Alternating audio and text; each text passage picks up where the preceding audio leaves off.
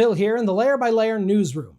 Our next story is about a new disturbing development in the world of Christmas trees. Is your tree secretly trying to eat you? Is it a very wary Christmas?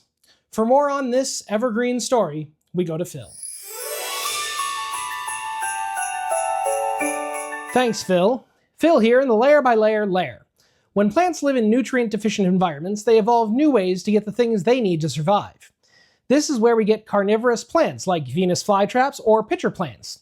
And so it seems it was only a matter of time before Christmas trees, plants kept in a low-nutrient bowl of water next to a space heater while Mariah Carey plays in the background, would evolve something similar, which is how we come to what scientists are calling Tannenbaum Horribilis, the horrible Christmas tree, which lures prey in with Christmas cheer before devouring them and making things a lot less jolly.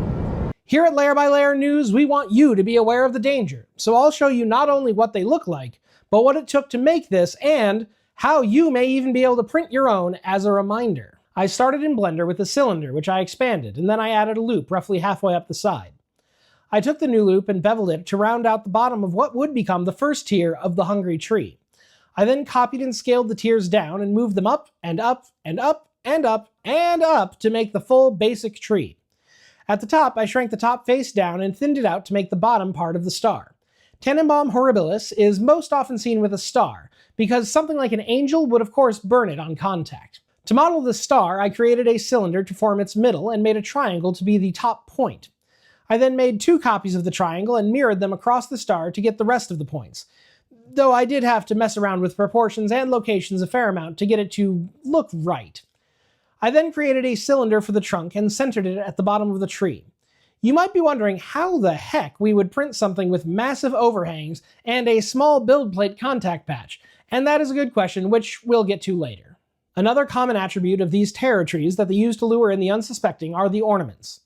But the trees tend to not be gaudy, and they don't have specific ornaments such as Baby's First Christmas 2025, because it wants its lure to be more general, and it has no family. So they are often found with simple round baubles. To model these, I created a sphere and scaled it to the appropriate size. I then used an array modifier to rotate the ornaments around an empty in the middle of the tree. With the first layer done, I copied and pasted and rearranged them for the remaining layers. At this point, I ended up going on a bit of a tangent and thought that maybe I should make a Christmas tree topper. So I hollowed out the inside of the tree with a Boolean modifier.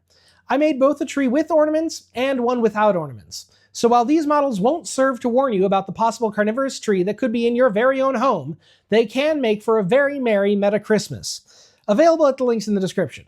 And if you do have a carnivorous tree in your home, perhaps it will like the hat you made it so much it'll spare you and those you love. With the basic joyful tree done, it was time to add the monstrous aspects of the evergreen.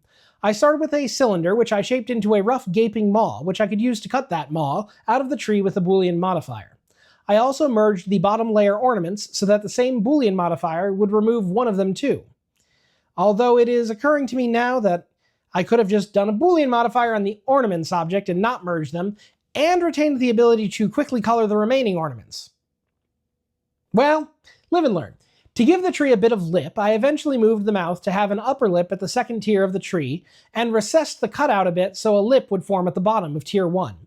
You'll also note the ornaments above the mouth, which are in fact camouflaged eyes. Of course, these trees need to eat, and to eat, they need to chew. This is not a toothless species. They have an array of sharp, pointy teeth. To create those, I made a cylinder, scaled the top face down, and added loop cuts and bent the tooth into a hook shape. I then copied it and created a mouthful of these super sharp teeth. The teeth aren't the only dangerous part of this new Christmas tree varietal. They also have limbs that are used to grab you, but that are hidden when looking at the tree from the back. For these, they actually have ornaments that operate as shoulder joints of a sort. So I created the basics of the arm coming out of the ornament joint next to the mouth, and then used sculpting tools to make it gnarled and branch-like, before mirroring it across the body of the tree. With the modeling done, it was time to print. And this revealed so many issues. Some that are limitations of 3D printing, and some that are limitations of me being an idiot. But I stuck with it because this is an important message that could save lives. For the baseline settings, I'm using the 0.2mm standard default in Bamboo Studio. I did change a few things. I switched to gyroid infill because grid infill is garbage. Give the video a like if you agree. I also switched to wall generation, which is generally better for organic models. I went ahead and colored the model, which was a mistake, as you'll soon see, and then I painted on fuzzy skin to the tree so that the bottom of the star would not be fuzzy. This was also a mistake. The teeth and arms were able to simply be set to have fuzzy skin on the individual object settings. I also had to paint manual support onto the star and top teeth to avoid an overabundance of support. I then ran into the first annoyance. Remember that as it stands, literally, it will require massive supports, and it will only have a tiny contact patch with the build plate. The solution to this is to use the cut tool and separate the trunk from the tree itself, which is handy and not the annoying part. You line up the cut plane where you want to cut, and can even add connectors to make gluing the pieces together after the fact a bit easier. The annoying part, however, is that fuzzy skin painting is lost after a cut, so I had to repaint the fuzzy skin, and found I also had to paint it on the trunk because it defaults to fuzzy skin on the connector, which kind of makes the connector pointless as it would be all jagged and wobbly and not actually fit. If you want to know more about fuzzy skin, be sure to hit the subscribe button and ring that jingle bell to see my next video all about fuzzy skin. After fuzzing up the tree, I decided that a single color test print would be advisable, so I ended up removing all the coloring I had done and would have to redo it later. Multiple times as it would turn out, because I kept screwing things up. With the coloring removed, it was off to the first print, which did not work. The teeth were all too small and the arms looked a bit dinky. I went ahead and rearranged the teeth in the mouth and made them bigger while also getting the arms to look a bit more swole. Over the course of several test prints, the trees kept looking like an ice hockey player with missing teeth. While this does fit the winter season, it wasn't what I was going for. This is a careful balancing act. Too many supports and the teeth get torn out when removing those supports. Too little and they break off and are lost during printing, as you can see with all of these failed prints. I finally got a successful print and went back in and colored everything, and then the colored print failed. So I went back to the single color print and kept refining how much support there was for the upper teeth. I also ended up setting small perimeters to print at 10% speed, which did help, it seems. With a new successful single color print in a seasonal red, I went back in and colored it all again and set off on the 16+ hour print, which finally worked. That means I just needed to glue on the trunk, and then it was on to the glam shots, where you'll finally see the new creature you'll need to avoid, and we'll hear from the kids, Imogen and Imogena, as well as my first 3D printer, aka my wife.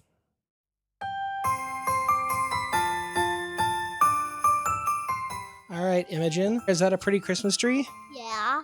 We're here with a 3D printer, so what do you think? A lovely Christmas tree. All right, Imogena, what do you think of the Christmas tree? It looks fantastic. Okay, why don't you go get one of the presents underneath?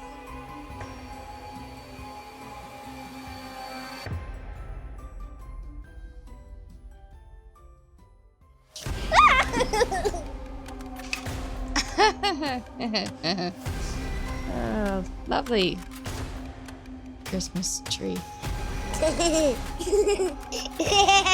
It's not funny.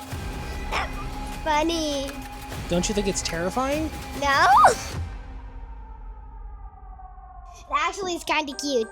It's kind of cute. It's kind of cute.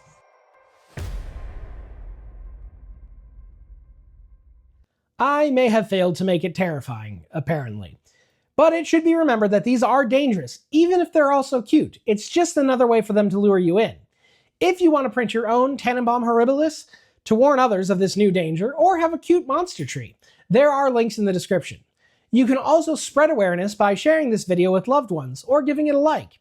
And after spreading the word, consider watching one of these videos next.